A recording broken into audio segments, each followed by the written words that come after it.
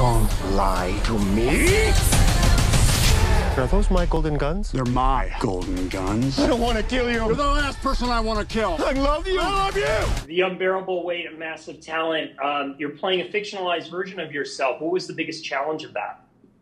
The challenge was how to facilitate Tom Gormican's presentation of so-called Nick Cage, which was his favorite version of so-called Nick Cage was the anxiety-fueled neurotic Nick Cage, because that was the funniest and the best in his mind version of myself, with a character named Nick Cage without embarrassing my family. Is it too much? Is this supposed to be me? It's grotesque.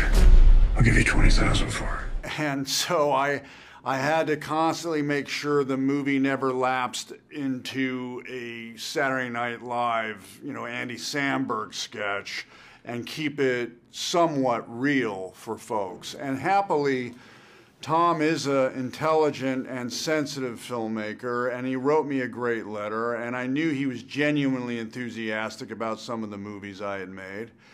And I felt that I was in fairly good hands to say yes to his movie.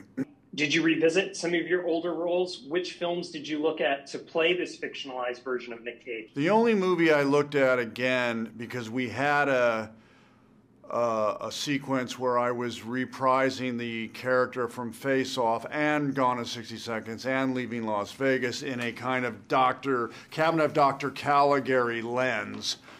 I looked at Face Off because I wanted to see what I could do with some of the scenes and transmute them into a more German expressionistic style. Sadly, those vignettes never made it into the movie.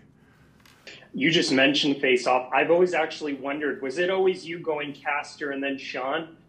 Was there ever talk that you two would flip that around? No, there was never talk that we would flip it around, although ironically I play Sean more than I play Castor, but I think it was the indelible impression of Castor in the first 10 minutes of the movie, even during credits, that infused John's wonderful performance. Because it did leave a lasting impression, even though I was only Castor for 10 minutes. I don't know where I was at in that time in my life. There was a lot of things happening, and I was really kind of like a live wire, and it had to come out. And that character, even though only for 10 minutes, gave me a place to put it in a productive way, in a productive space, productive energy.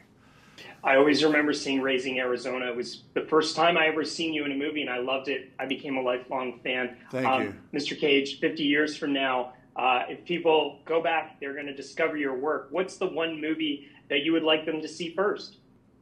Pig. I love that movie. I think in that movie I'd finally entered the room. You live your life for them, and they don't even see you. You don't even see yourself. I think the whole movie works on balance as a film, as a poem, as a folk song.